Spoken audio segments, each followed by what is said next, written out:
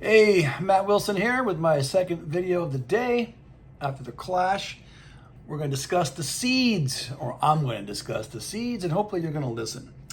Now, the Seeds are one of the great garage rock bands ever, certainly one of the great LA garage rock bands. I think this will be my 8th video on an LA group. Garage rock is a genre I have not really touched upon yet in these vids because, well, as I was discussing with the punk rock scene earlier, it is a 45s dominated genre. And I said earlier that there were dozens of great punk albums.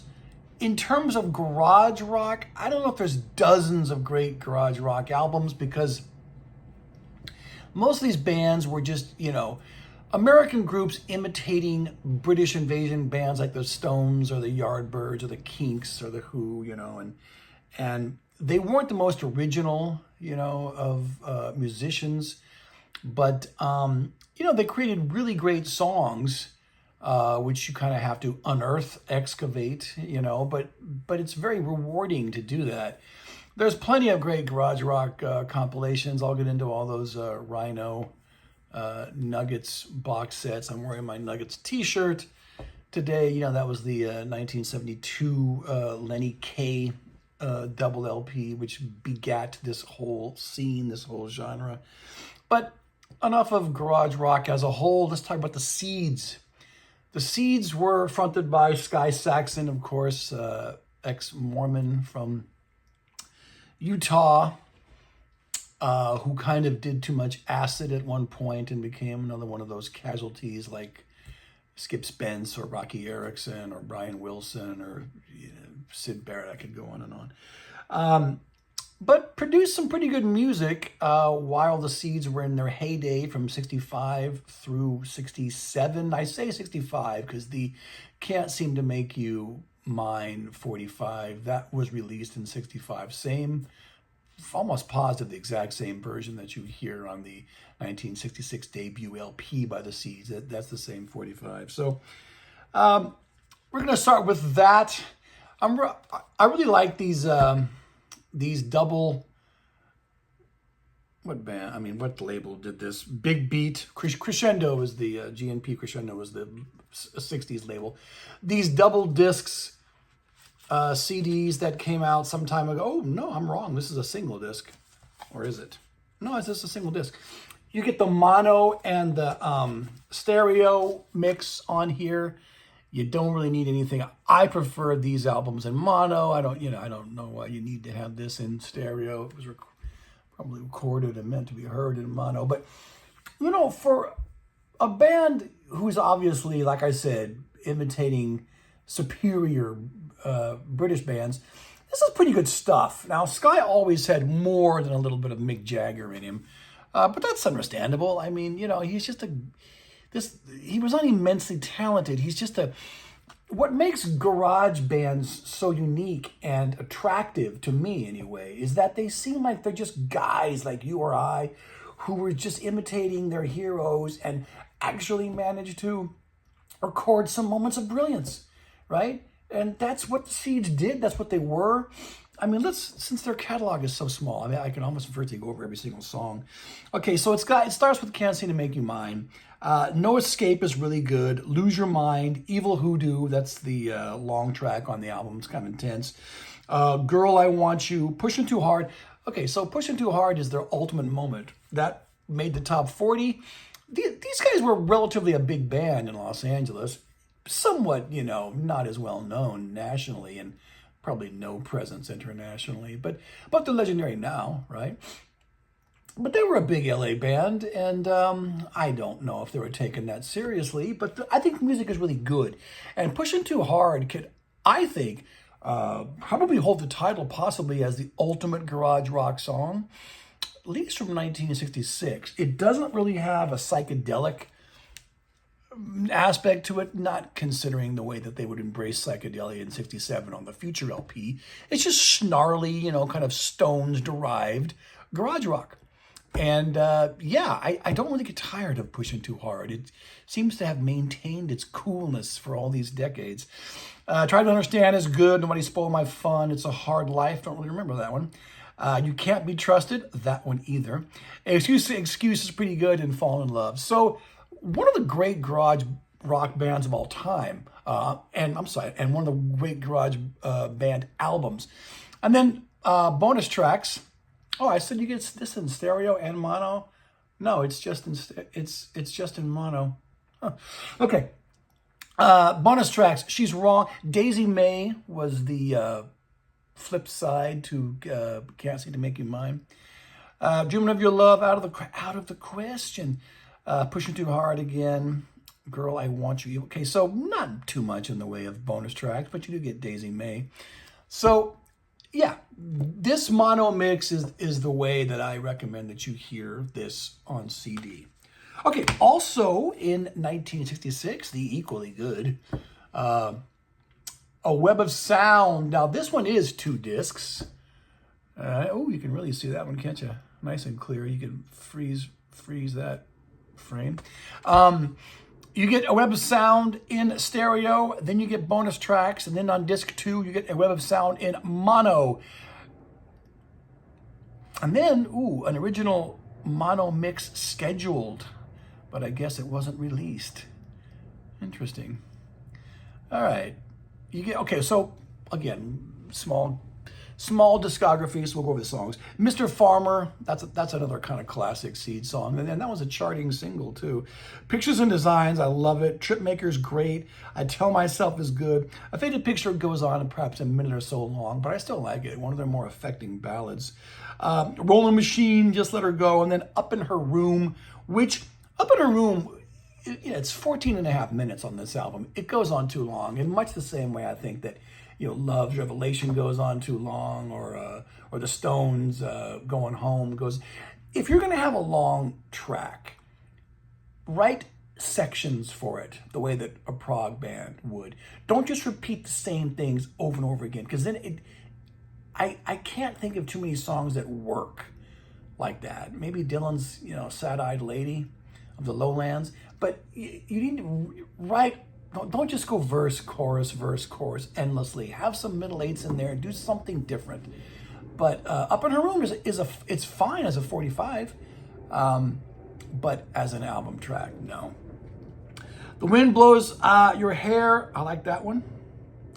Dreaming of Your Love. Out of the question. I Tell Myself. Okay, and not too much again in the way of.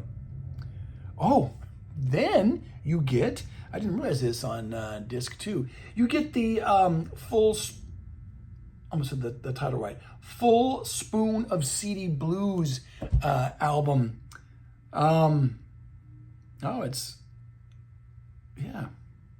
I see what that meant when they said, okay, that's the original mono mix of the blues album because it was released in stereo. You know what? Since that comes after Future, I'm not going to discuss that now. It's terrible. But give me a few minutes. I'll talk about Future. Then we'll talk about the Full Spoon record. So this is nice. This little double disc set. You get 2 of their albums. One is disposable, but one is a Seeds classic if they have classic albums. Mono stereo. I like it. Okay. Future is their full-on psych album. Now, Sky Saxon embraced psychedelia, flower power, flower music, whatever, in much the same way that Eric Burdon did, after the Animals.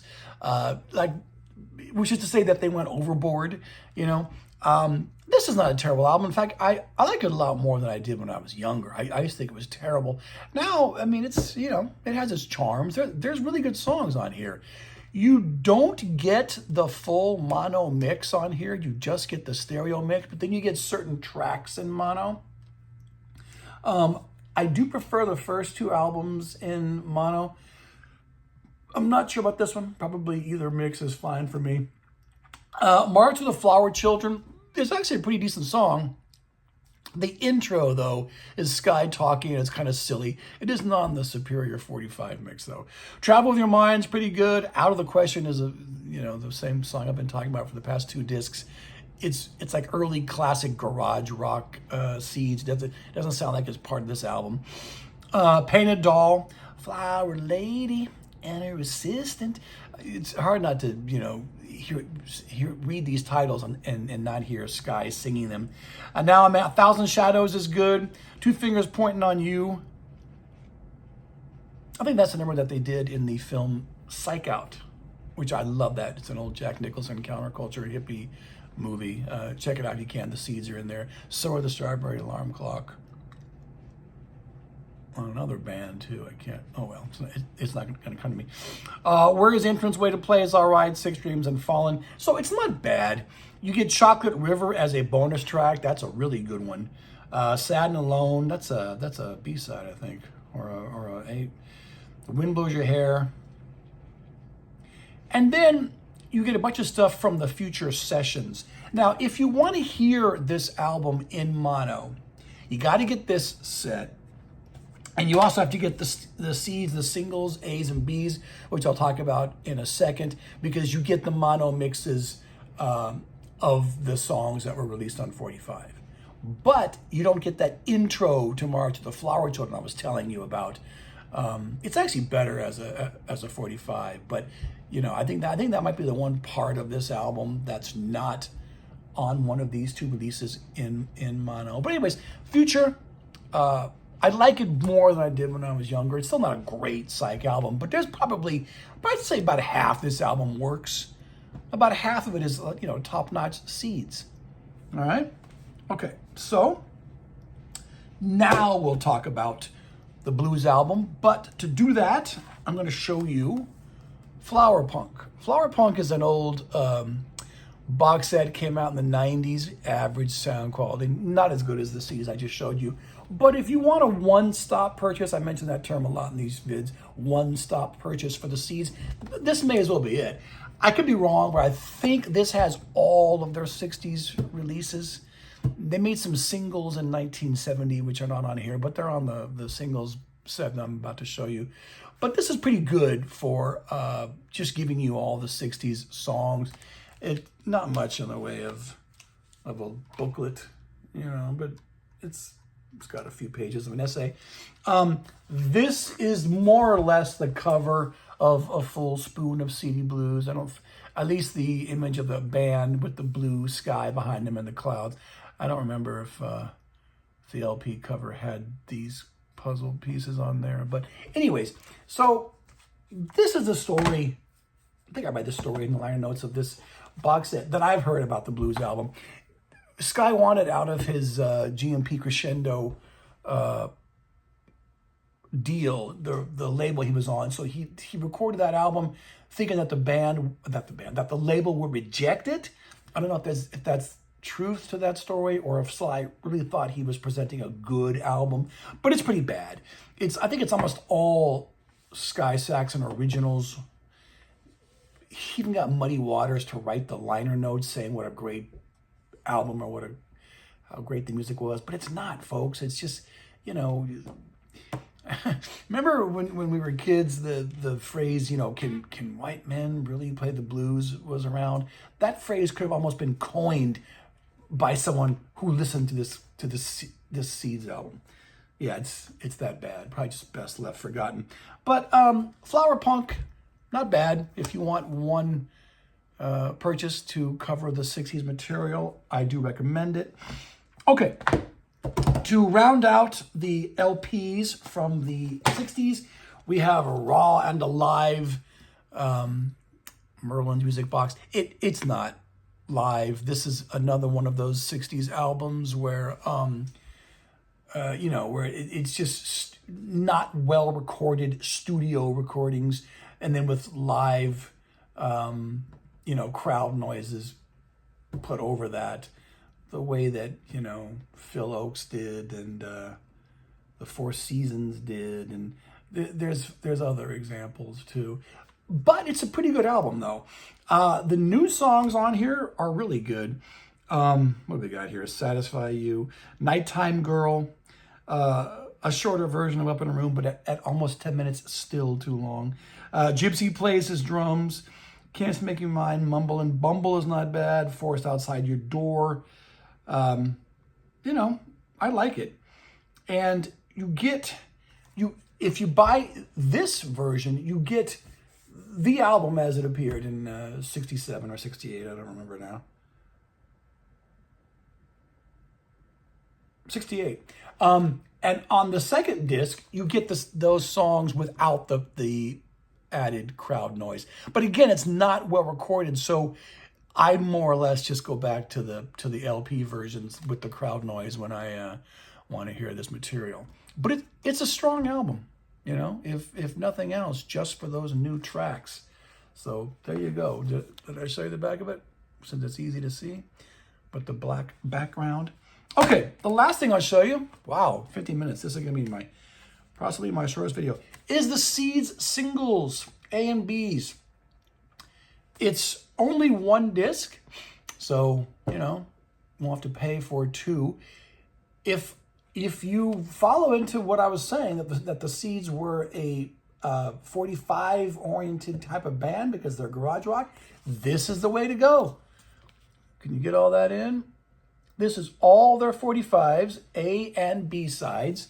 I've pretty much gone over all these songs with you, but they did do some songs in 1970. Wish Me Up, Love in a Summer Basket, Did He Die? Then another version of Excuse 60. No, that one's from 65. So they're not essential songs, but you get them. It's all in mono. Well, there are a few stereo mixes.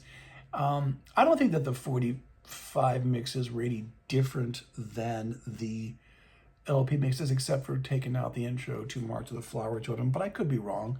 But virtually every great Seeds song is on here, and oh wow, I thought that Up in Her Room, I thought that was, okay, good, it is. 3 minutes and 41 seconds, track number 9. That is my favorite version of Up in Her Room. So get this, and you get the best version of Up in Her Room. So that's it. I want to say I covered everything up to 1970. If I'm going to think about my favorite garage rock band of all time, I have said in the past it's the Seeds. Now, it's the Seeds or the 13th Floor Elevators, which, yeah, I'll do a show on the Elevators too. Only issue I have, with saying it's the Elevators, is that I see the Elevators as being more than just a garage band. You know what I'm saying? It's like by the time of Easter Everywhere, that's not a garage rock band album. Maybe, you know, you can say the Psychedelic Sounds of the 13th Floor Elevators is a garage album, but the Seeds were a garage band. Even when they did Future, you know, they just sound like they're kind of imitating the Rolling Stones, or at least Mick Jagger. Rocky had a Jagger fixation too, but his sound was more original. I think that he can stand out as his own man more. Another great garage rock band who could hold that title might be the Electric Prunes. In fact, in terms of being psychedelic garage rock, they might be the best. Certainly those first two Prunes albums are better, I think, than Future. Are they better than Easter Everywhere, though? See, that's, yeah. It's difficult to make these, you know, declarative sentences and quantify this. So anyways, the Seeds, one of the, probably in the top 20 great LA bands of the 60s, but top 5 for me, for sure, garage bands. And I'll do more garage rock. I'll definitely do an Elevators and a Prunes show, maybe the Standells, you know, and I'll talk about the Rhino Nuggets box sets as well. But I'm going to wait to do stuff like that until I've done like 100 videos of my favorite bands and artists before I start talking about genres. So anyways, Matt signing off. Until next time.